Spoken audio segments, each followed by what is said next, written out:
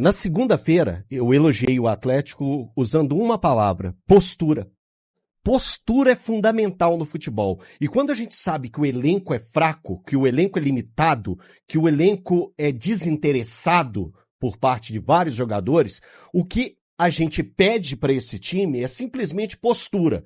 E não se viu postura ontem. O que se viu foi uma vergonha do Atlético. O Atlético acumulou mais um vexame gigantesco desse grupo, dessa base que já vem desde 2024.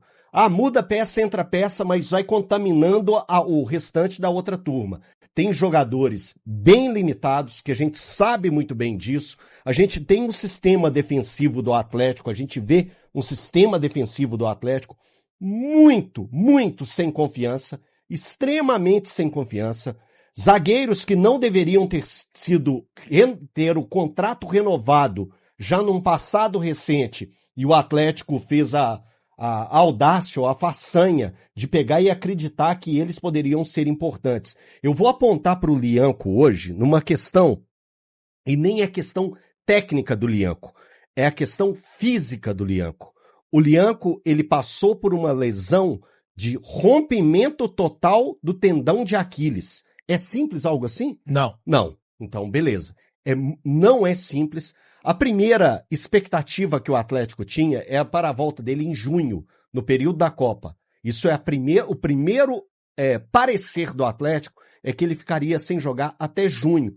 Beleza, o departamento médico do Atlético, de forma brilhante, conseguiu colocá-lo em campo antes desse prazo. Legal, mas a volta dele não poderia ser com a responsabilidade que hoje ele carrega para acompanhar jogadores que não têm nem perto da qualidade que o Lianco já apresentou em um determinado momento e hoje não consegue apresentar.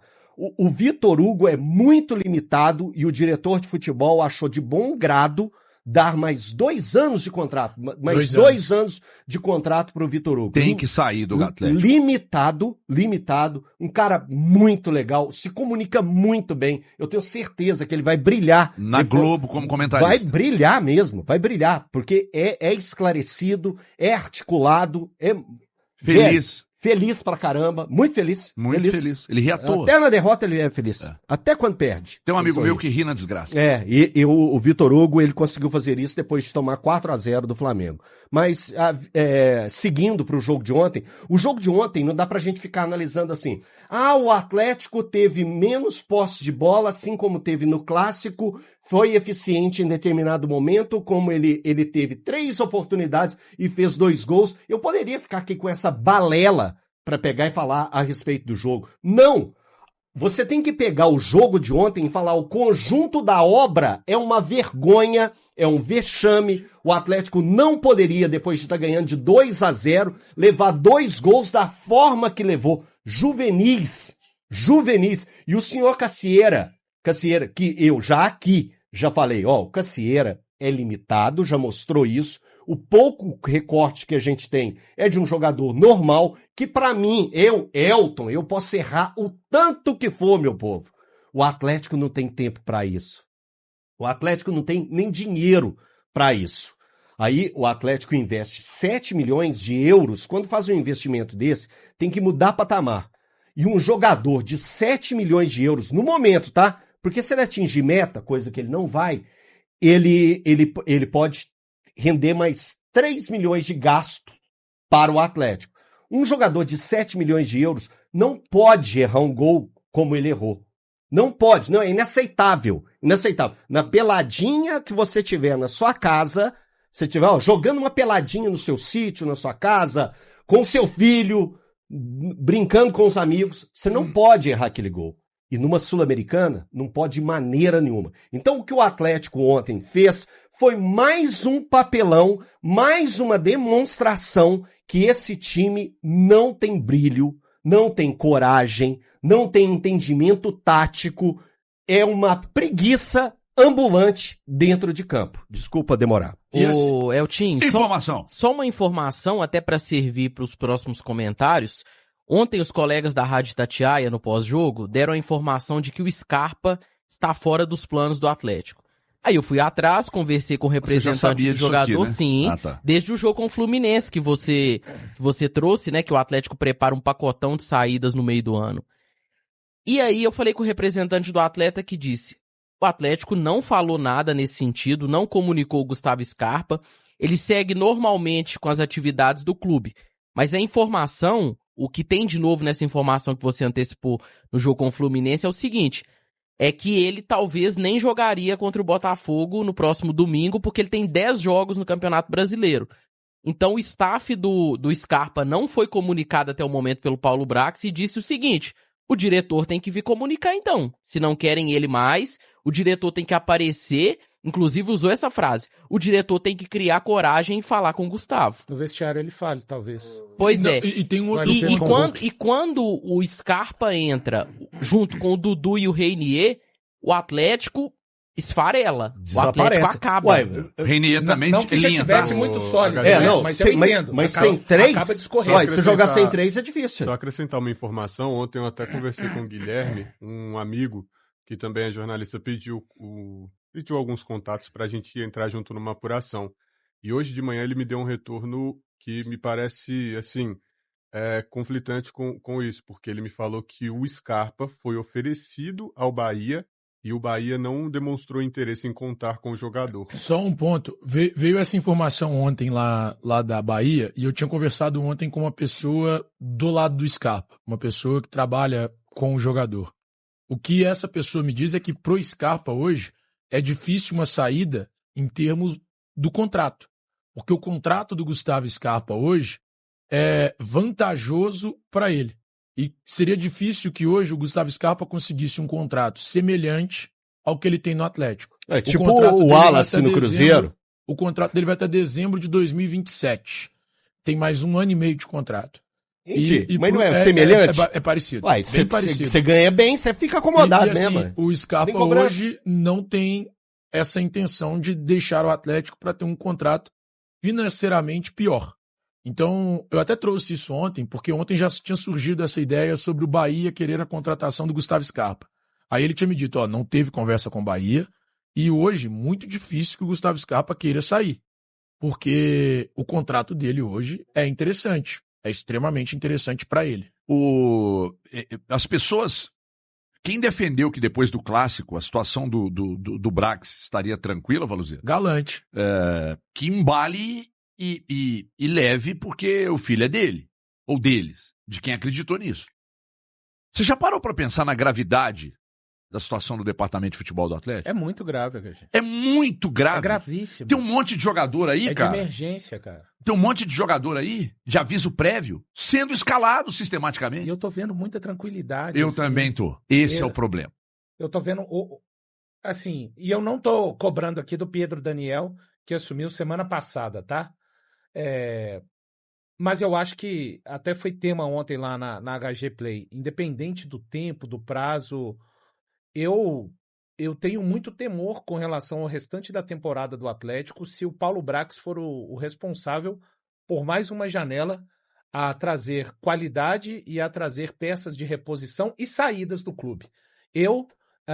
Por vários elementos que eu posso pontuar aqui, a crise o ano passado, dos bolsos para fora, as notificações, os reforços. Gente, estamos falando, você trouxe aqui recentemente já também, informação de vocês, tem possibilidade do Dudu deixar o Atlético. Já tem 12 jogos. Tem possibilidade. Se o Dudu não for utilizado... outro que não quer sair, tá? Então, assim... Mas lógico que não quer. Uma colônia de férias como é o Atlético. É mais uma oportunidade de mercado que foi trazida. A gente já falou aqui num levantamento até feito pelo Breno Galante, quando o Brax fez um ano de Atlético, 17 contratações. A gente consegue pensar aí o Maicon, o Lodi, o Vitor Hugo, que como...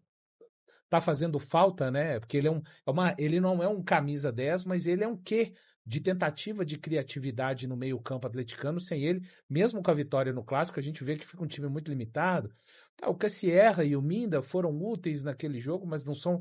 Já falei, e eu falei depois do Clássico, Não importa se o Cassierra, para mim, fizer 20 gols no Campeonato Brasileiro, ele já mostrou para mim que não é um jogador de 7 milhões de euros. Eu não estou falando por conta do gol perdido ontem, não. Vai ser útil, mas não pode custar 7 milhões de euros. Eu não tenho a menor confiança no trabalho do Brax, dele ser o cara responsável a melhorar o Atlético na janela, a fazer algum tipo de reposição, por conta desse mais de um ano de trabalho dele. Ontem, o time entrou novamente com os 3 zagueiros, com a alteração única do Vitor Hugo, né, zagueiro, e a gente viu mais uma vez um elenco que tem muita dificuldade de jogar futebol. Eu falei aqui ontem a diferença entre desprezar e não ser tão interessado. O Atlético ontem, para mim, mostrou mais uma vez claramente que não é tão interessado na Copa Sul-Americana, desde a estreia.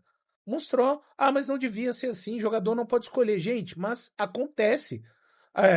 Alguém acha normal um time fazer um gol aos 32 e dos 33 aos 42, mesmo jogando mal, tomar um empate, né? Eu ia falar uma virada, mas Foi quase. assim, em termos de Copa, foi uma derrota. Olha como que o Domingues estava na coletiva. E eu não acho que o Atlético... Aí eu vi muita gente falando até na transmissão, a gente entende. Às vezes a gente que não acompanha... Pastilha! Desculpem. Às vezes a gente que não acompanha tanto o Atlético quanto a gente acompanha, tinha que ter tirado 3 zagueiros. Gente, não tinha. O Atlético sem 3 zagueiros. Jogou mal pra caramba contra o Puerto Cabello, contra o Santos, contra o Juventude, mesmo vencendo, jogou mal contra o Juventude, contra o Coritiba, jogou mal e perdeu, contra o Ceará, jogou ok e venceu. Tô pegando, jogou ok e venceu, e aí eu vou dar o contexto de Copa. Contra o Flamengo, uma derrota humilhante. Contra o Cienciano, outra derrota. E o time jogou muito mal. E contra o Cruzeiro, vitória, e o time, para mim, jogou o melhor jogo até dos 17 jogos sob o comando do Domingues. E aí, vai ficar nesse estilingue de novo? Contra o Botafogo tem que tirar 3 zagueiros. Eu continuo convencido, sim, de que apesar da atuação de ontem, o menos nocivo para o trabalho do Domingues é o Atlético jogar com 3 zagueiros. Agora, eu disse ontem também, eu não teria ido com o time titular. Eu acho que o time, além do interesse bem menor do que o interesse no Clássico, o time sentiu o aspecto físico, porque teve que dar a vida para perseguir, para marcar o Cruzeiro da forma que marcou. Então, cara, esse é o Atlético na Copa Sul-Americana. Eu repito, eu não acho que tem que ser removida a ideia dos 3 zagueiros, mas eu falei também após a vitória contra o Cruzeiro que não quer dizer que agora todos os problemas do Atlético estão solucionados. Achamos os 3 zagueiros, isso aqui, não, cada jogo pede uma medida. Ontem o Atlético acho que deveria ter adiantado mais as suas linhas. A equipe do Juventude ficou muito à vontade, mesmo com os 3 zagueiros, ter se adiantado um pouco mais. E aí jogadores, tecnicamente, assim, uma partida do Lianco, do Vitor Hugo, que até fez o gol. A gente não viu muita coisa. O Cassierra erra um gol com o goleiro deitado. Gente, com deitado, o goleiro deitou. Você chuta nesse goleiro deitado. Então, rapidinho, Guilherme. Esse Atlético, ele vai viver assim, né? Tava olhando a linha do Atlético, apenas o segundo empate, o outro empate do Domingues tinha sido naquele jogo da semifinal contra o América, pelo Campeonato Mineiro. Ganha 2, perde uma, perde outra, ganha uma, perde de novo, até a parada para a Copa do Mundo. Esse Atlético... por que o Domingues não cria um padrão? Porque ele não tem respostas. Ele ontem estava pé da vida, porque ele não teve a resposta que ele queria. E ele só queria ganhar o jogo ontem. Ele só queria ganhar o jogo ontem. E ele estava com o jogo na mão. Pra mim tá claro que ele... Só que, Thiago, o que o Domingues podia fazer? Não tô falando que seja problema dele. Aí você entende que é um eterno ciclo do cachorro mordendo o rabo? Ele não devia ter jogado com 3 zagueiros contra o Juventude? Não, tá, mas jogou com linha de 4 contra o Cabello, gente. Contra o Santos. Contra o Juventude aqui que ganhou de 2-1 e foi mal. Até porque as pessoas confundem que jogar com linha de 3 seja um sistema de retranque, Thiago, um sistema defensivo mas mais sabe por que forte. ele não tem respostas? Ele enfrentou o 14º do Campeonato Uruguai com 16 times. Tem 10 pontos em 14 jogos, o Juventude. E sabe por que ele não tem respostas, Valu? Porque com o Mineirão lotado,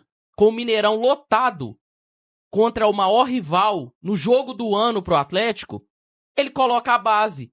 Aí ontem, com 2-0, com um jogo tranquilo, entre aspas, com 32 do segundo tempo, ele coloca os cavalos cansados.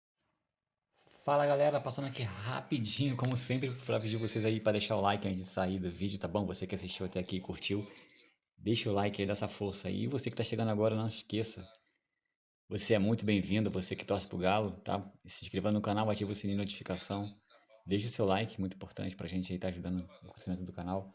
E deixa aí também a sua opinião em relação a tudo que foi falado no vídeo. A participação de todos aqui é muito importante, então fique à vontade, que esse canal ele foi criado para atender vocês. Então, mais uma vez eu quero agradecer a todos pela preferência, por estar aqui no canal, tá bom? Vocês são demais aqui pra gente aqui. Então, sempre estaremos buscando melhorar o canal cada vez mais, tá? E ficaremos atentos a todas as notícias para atualizar vocês aqui no canal, tá bom? Fiquem à vontade mais uma vez, muito obrigado. Tamo junto, vou ficando por aqui. Voltamos com mais notícia assim que surgir, tá bom? Forte abraço, valeu galera!